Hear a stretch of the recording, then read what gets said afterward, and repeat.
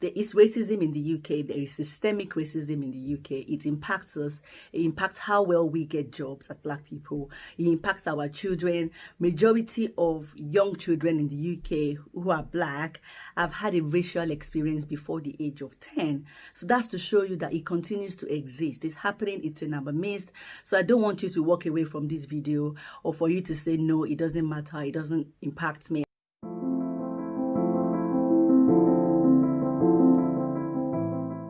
Hello friends, welcome back to my channel, Bulletproof Your Life.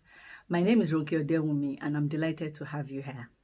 For those who are regular on my channel, you know that I normally talk about personal finance, progressing your career and growing your business.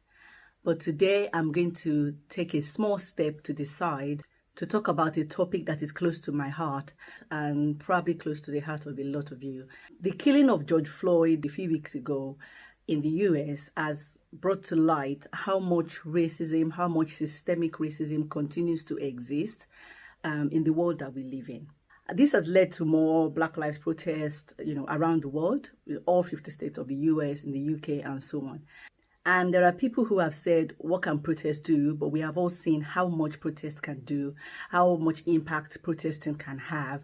And Black Lives Matter is making a difference. And the question on the minds of a lot of people I've spoken to in the last few weeks has been, how can we help Black Lives Matter? So that's what I'm going to be talking about today. How can you help Black Lives Matter? As a Black person or as an ally, how can you help Black Lives Matter?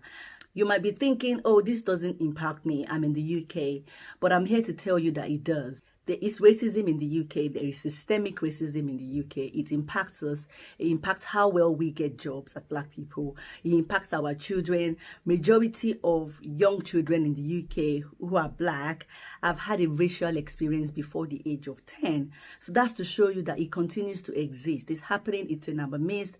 So I don't want you to walk away from this video or for you to say, no, it doesn't matter. It doesn't impact me. I'm in the UK. It impacts all of us. And I'm here to share good information that can help you help Black Lives Matter. Going out to protest is not the only way you can help the cause. There are so many other ways you can help the cause. And people have been asking questions. So I'm deviating from my usual topics to come and talk to you about that, to bring you the research that I have done to help you so that you and I can help the Black Lives Matter. So what can you do to help Black Lives Matter?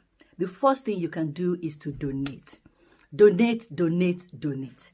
The Black Lives Matter has a website where you can donate, and there are other anti-racism charities in the UK and the US that you can donate to. They are doing good work. They are advocating. They are providing advice for Black people, mental health support. They are sponsoring people, sponsoring young people, providing programs. They are doing so much good work that you can support. And what I have done is I've provided links in my description to these charities that you can donate to, the charities in both the US and the UK. Unfortunately, my description doesn't provide an opportunity for me to go into details about each charity. So you need to explore them when you click on the links that take you to the charity websites. You need to explore what they do in order for you to decide if you want to donate to them. But the first thing you can do to support the Black Lives Movement is to donate. The second thing you can do to support the movement is to sign petitions online. Change.org is a good place to sign petitions, but what I've also done to make it easy for you is to provide a link to the 10 best petitions you can sign right now to support the Black Lives Movement. There are petitions asking to decolonize the national curriculum. There are petitions to support the fight for justice for George Floyd. There are petitions to support the fight for justice for other people, other Black people who have been victims of police brutality. So what I've done is provided links below. The Black Lives Matter website also has a petitions page where you can sign petitions. It just takes a few minutes of your time, but makes a lot of difference. In addition to donating and signing petitions, the other thing you can also do as a Black person to support the Black Lives Movement is for you to participate in workplace election opportunities. So as Black people, we need to improve our voice in the public space.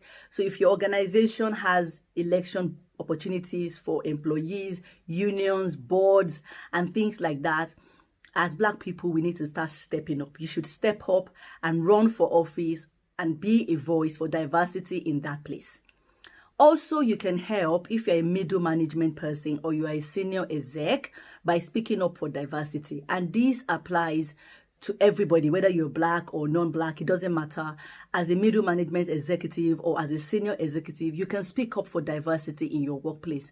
Make it your duty or your responsibility to ask the hard questions. Why are there no minorities on your board? How many Black employees does your organization have? How diverse is your organization? Is the recruitment process?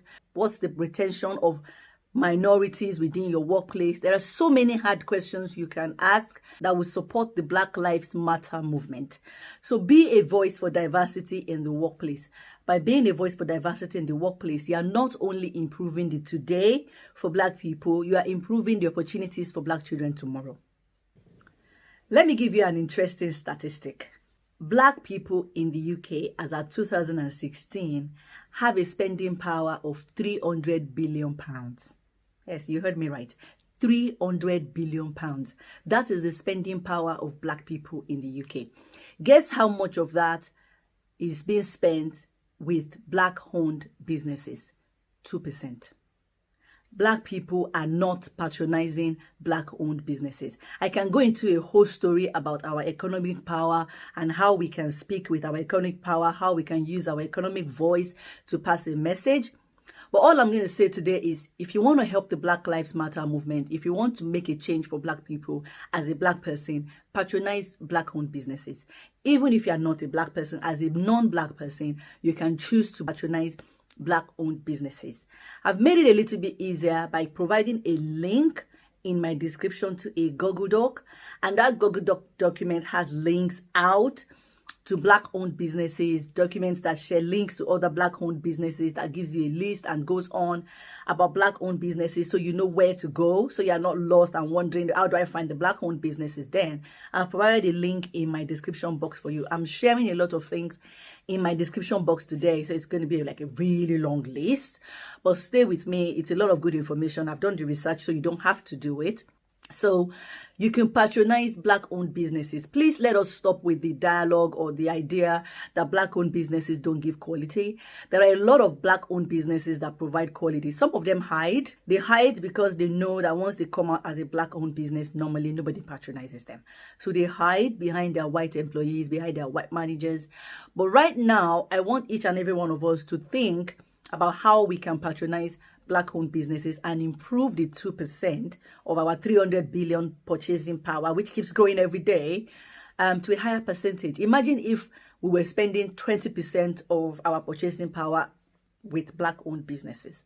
I mean, everything follows the money. The banks will follow the money. The lenders follow the money. Everything follows the money. If the money is going in the direction of Black-owned businesses, we start to have a voice. Things start to change for us. So that is one way you can support the Black Lives Matter movement, is to patronize Black-owned businesses. So just to give you a quick recap of the 5 ways you can support the Black Lives Matter movement. 1, you can donate. Links in the description box. 2, you can sign petitions. More links in the description box. 3, as middle management or executive management, you can speak up for diversity and Black people representation in your workplace. 4, you can stand up and be a voice by going for election to be an elected officer within your business, within your workplace. And 5, this one is really, really important, is to patronize Black-owned businesses. Give them a voice. Spend your money with them. Show love for them with your money. So those are 5 ways you can support the Black Lives Matter movement.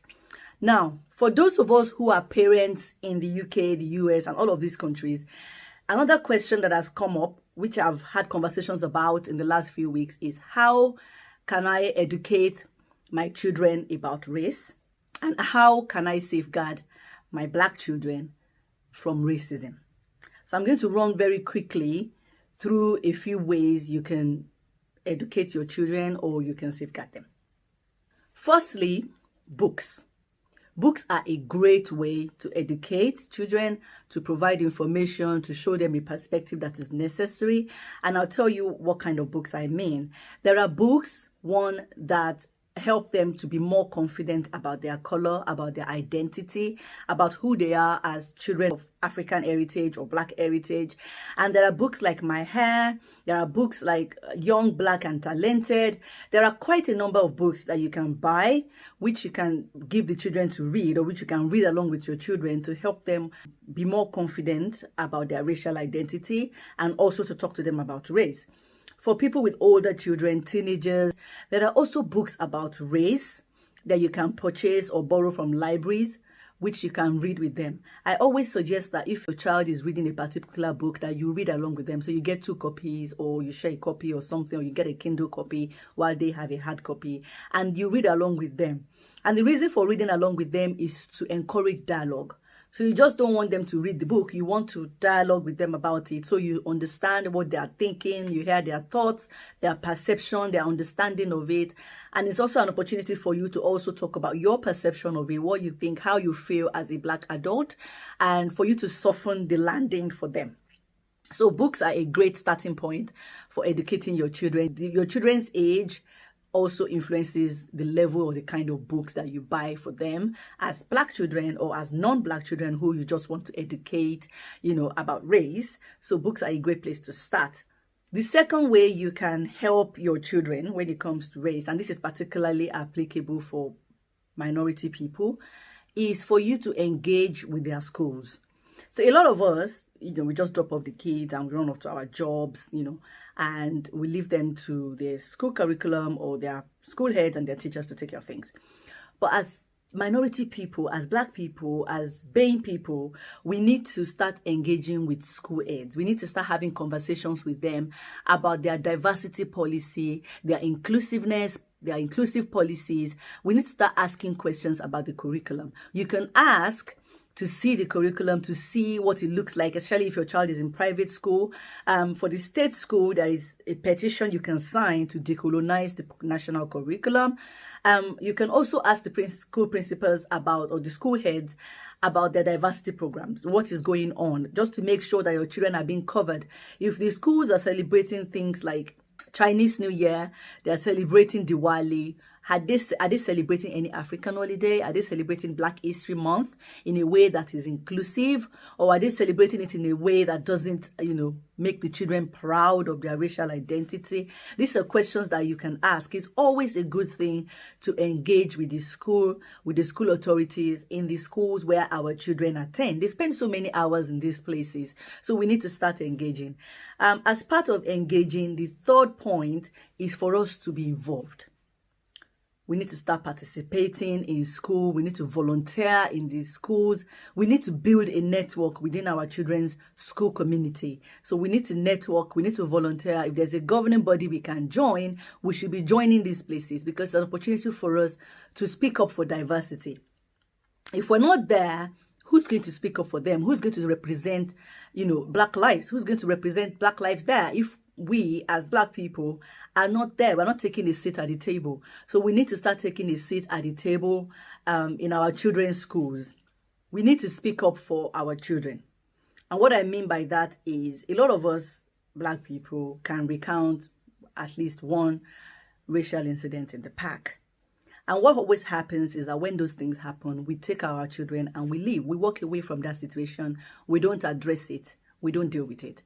And what we are teaching these children is that, one, they should put their head down in the face of such incidences, and two, their parents won't do anything, which means that sometimes when our children have these racial experiences, they won't come back to tell us because they've assumed that their mommy won't do anything about it. And so I'm saying, start speaking up. When your children have, God forbid, racial incidences, confront it at that moment, deal with it at that moment, speak up for your child. Also, if it happens on school ground, please report it. In my conversations with who work in schools, school heads, what I've been told is that if a racial incident is not reported, there's nothing they can do about it. But once it's reported, the school is required to document it. They are required to take note of who the offending child is and who the person who's on the receiving end is.